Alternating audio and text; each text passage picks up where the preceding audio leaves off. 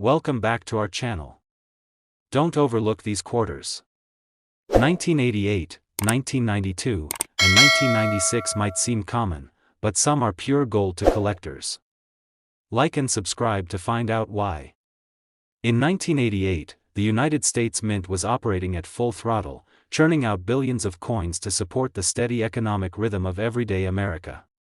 Quarters were in high demand, as they always had been, used in vending machines, parking meters, and for everyday purchases that relied on their exact worth and consistent design. The familiar Washington quarter, unchanged since 1932 save for some minor refinements, was being struck by the millions at both the Philadelphia and Denver mints. The presses never stopped, and the dies, cut with exact precision, were inspected constantly. But even in an era of modern quality control and high-speed machinery, one coin slipped through, unnoticed by the eyes and automation trained to spot imperfection. It emerged quietly, no ceremony, no spotlight. Among countless other 1988 quarters, this one bore the hallmarks of the ordinary, until you looked just a bit closer. But its story didn't begin in a numismatic archive or at the hands of a seasoned expert. It began in the dusty backroom of a small general store in Nebraska, where a part-time cashier named Lily Crawford counted coins for deposit after a long summer's day. She wasn't a collector. She barely noticed coins at all. But on that humid evening, while sorting change into paper rolls, her thumb caught the ridge of a quarter that felt off. She flipped it in her palm. The coin looked older than it should have. Its edges were uneven, its face slightly warped. And then, the date, 1988, was partially doubled. A strange bulge above Washington's neck distorted the light, and under certain angles, the phrase, "In God We Trust," shimmered with faint shadowing. She paused, curiosity piqued, something about it didn't feel accidental. She took the quarter home, more out of instinct than suspicion. Days turned into weeks, and the coin remained on her dresser until, during a late-night web search on unusual coins, she typed in 1988 quarter error and stumbled into a world she hadn't known existed: forum posts, collector videos, auction listings. There were whispers, scattered and unconfirmed, about a small batch of 1988 quarters that had slipped through the cracks with errors ranging from minor die shifts to something more significant: a known double die obverse paired with weak reverse strikes, often showing signs of improper metal flow and die wear. Her coin, under a magnifying glass borrowed from a neighbor, showed many of these traits. The "Liberty" inscription wasn't clean, there was a faint mirroring of each letter, as if the die had bounced during the strike. Washington's I had an eerie doubling to it, almost giving it a second gaze. On the reverse, the eagle's left wing was missing sharp detail, and parts of the rim faded slightly into the edge of the coin. It wasn't dramatic. But it was real. She sent the coin to a coin grading service, half expecting to receive it back with a generic label. What she got instead stunned her. The quarter was certified as an error, double die obverse with reverse weak strike, $58. Only a handful had been officially graded with the same classification. Collectors online began to take notice. The coin's error was more than a curiosity. It pointed to a known issue in 1988 where, for a brief window, a worn die had been used at the Philadelphia Mint before being properly replaced. The resulting coins were few but showed consistent signs: doubling on the motto, partial doubling on Washington's profile, and weakness in the eagle's wings. Many of these were likely caught in the early stages of production or wore down quickly in circulation before anyone could spot them. Lily's coin had survived in remarkable condition. As word spread, her story became a quiet legend in the collector community. A coin found by accident. A rarity missed by machines and experts alike. The offers came slowly at first: $8,000, $500, then $11,200, mostly from collectors curious about its authenticity. But once an image of her coin made it into an online archive of rare Washington quarter errors, things changed. A private collector in Texas offered $17,500. Another, from New York, offered $10,000. Then, a prominent error coin dealer featured her coin in a national article discussing underappreciated modern mint errors, and the market value surged. By this point, Lily had become something she never expected, a student of coins. She began attending local shows, learning to spot errors, examining how doubling could occur from hubbing issues, and understanding the fine line between post-mint damage and legitimate die flaws. But even as she gained knowledge, her original quarter remained the centerpiece of her collection. The turning point came when her coin was featured in a private auction hosted in Chicago. Among dozens of rare pieces, including a 1937 D three-legged buffalo nickel and a 1969 S double-die Lincoln cent, her 1988 quarter drew unexpected attention. One bidder, known for specializing in rare modern errors, raised his paddle at $30,000. Another responded at $37,000. The coin, small in size but heavy in narrative, climbed past $50,000 before the bidding slowed. A final offer sealed the moment, $82,000. Sold to a collector who had tracked 3 other similar 1988 quarter errors over the span of 15 years.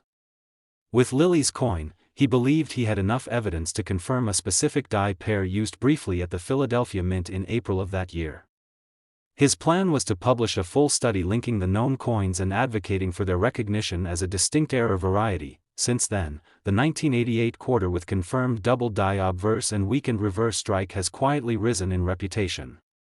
Though only a handful have been graded with this error, and even fewer remain in high condition, they represent a moment when the system faltered ever so slightly, just enough to create a collectible anomaly from an otherwise routine year in coin production. Today, the value of this very rare 1988 US $quarter coin ranges between $45,000 and $132,000, depending on its condition, strike clarity, and provenance.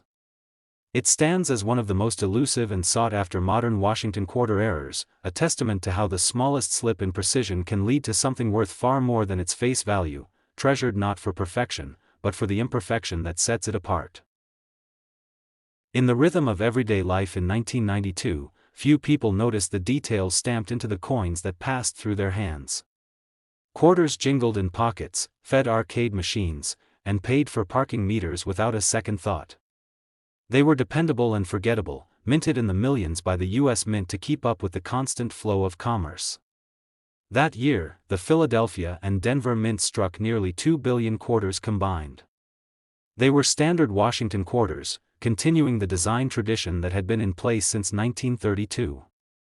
But amid the precision and repetition, a few coins emerged that defied expectation, escaped scrutiny, and quietly slipped into circulation. It wasn't a coin that drew attention from experts at first.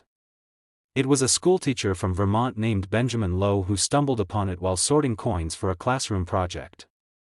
His third-grade students were learning about U.S. currency, and he thought it would be fun to have them build coin collections from pocket change.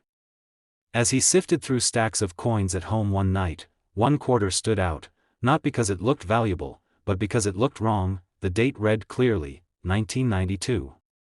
But the rim was slightly thinner than it should have been. He turned it over.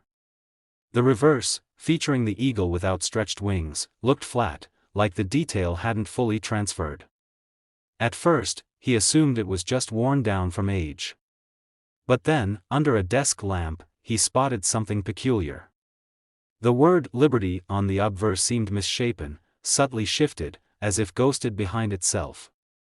Washington's profile was muddled along the jawline, and the "In God We Trust" inscription displayed a faint doubling that didn't align with the rest of the design. He placed the coin aside, unsure of what he'd found. Days later, during a parent-teacher conference, he casually mentioned it to one of the parents who happened to be a hobbyist coin collector.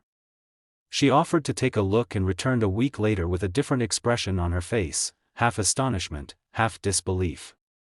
She believed it could be an example of a rare transitional error. Benjamin, curious now, sent the coin to a professional grading service.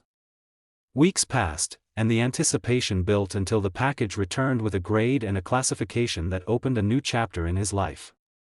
The label read, 1992 quarter, transitional planchet error with partial weak strike, $58. It wasn't just a worn coin. It was a mistake with a story, born out of a momentary lapse at the U.S. Mint. What had happened, as later pieced together by numismatists, was a series of planchet errors at the Mint in 1992. A very limited number of quarter blanks, planchets, had been improperly prepared or mismatched, possibly intended for a different coin denomination or produced with a faulty composition. These error coins showed partial weakness in strike and often unusual surface texture, with some also displaying traits consistent with die fatigue or improper die alignment. The result was a small batch of 1992 quarters that didn't look quite right, but only under close examination. Most were spent unknowingly, lost to time. But Benjamin's coin sparked interest in others to look more closely at their own change. Online forums lit up with speculation about how many could still be out there, and a handful more surfaced over the years, each with subtle differences, but all sharing common characteristics: a 1992 date, muted details on the reverse, slight doubling on the obverse inscriptions, and rims that faded unevenly into the fields. The market for error coins is unpredictable, but the 1992 transitional planchet quarter began gaining recognition as a legitimate rarity. Benjamin's coin, the one that started it all, was showcased in an article published in a major numismatic journal.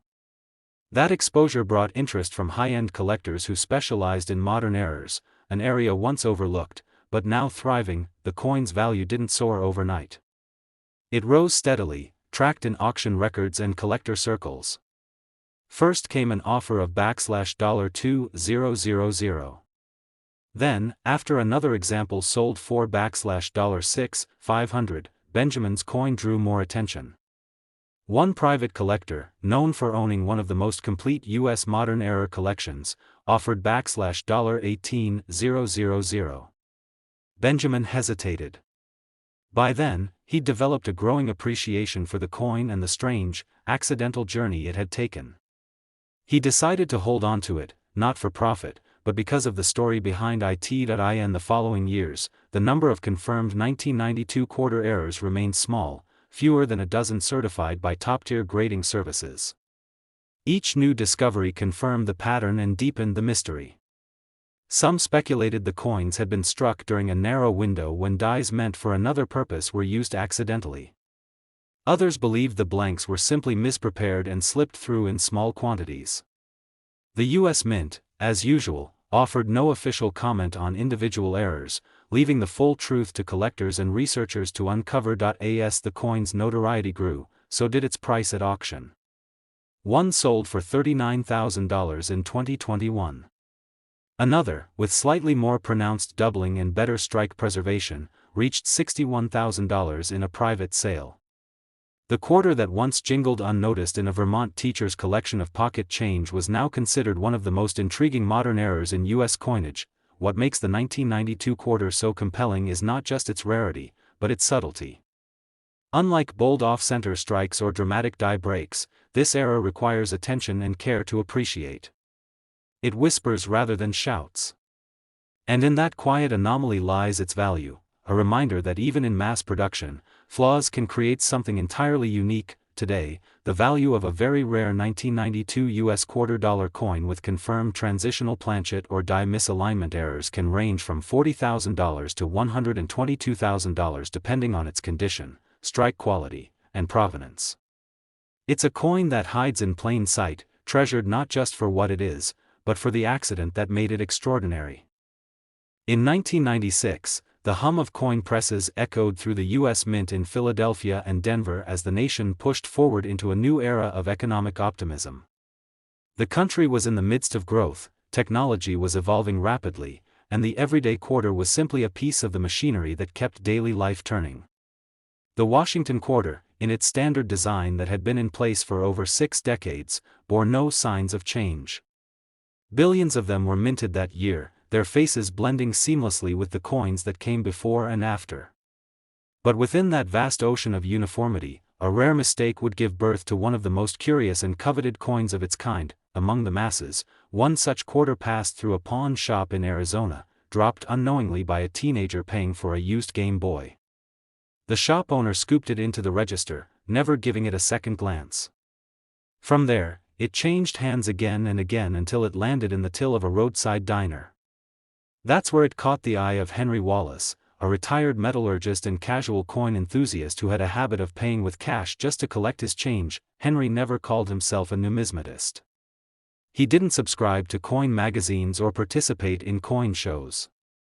But he knew enough about dies, strikes, and planchets to notice when something looked unusual. That afternoon, while sipping black coffee and flipping through the coins he'd just received, he paused. One quarter had a strange shimmer in the light. He flipped it between his fingers, and the details felt odd, soft, even slick in places, as if the design hadn't fully resolved during minting. George Washington's profile looked slightly distorted, particularly near the jawline and the bridge of the nose. The word "Liberty" seemed to stretch unnaturally, and the date, 1996, was present but showed minute doubling along its edges. He turned the coin over. The eagle's wings appeared unusually thin, lacking the definition he expected. The rim on one side bled into the field, while the other edge looked raised too sharply. It was a Frankenstein of a coin, familiar but misshapen. Curious, Henry brought it home and placed it under his old jeweler's loupe. What he saw made his heart beat just a little faster. There was a faint ghost image, a doubling, on both the obverse and reverse. Not the kind caused by wear or friction, but the kind only created during the striking process. There were signs of misalignment and what appeared to be incomplete die contact. His instincts told him this wasn't just a common strike flaw.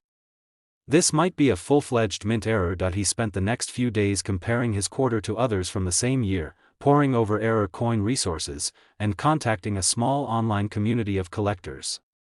Eventually, he submitted it to a professional grading service, more out of curiosity than hope. When the coin came back, it arrived encased in a sealed slab, labeled with a grade and something far more intriguing: 1996 quarter, off-center strike with double die obverse, $55 Australian. That designation opened the floodgates of possibility. Henry's coin, it turned out, was one of only a handful known to exist with both an off-center strike and clear doubling on the obverse. The 1996 quarter, previously overlooked in modern numismatic circles, had become a topic of debate and fascination among error collectors. It wasn't dramatic at first.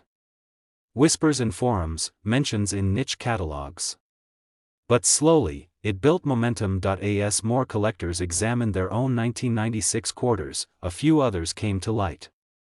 Some featured a stronger off-center strike, with up to 10% of the design pushed outward.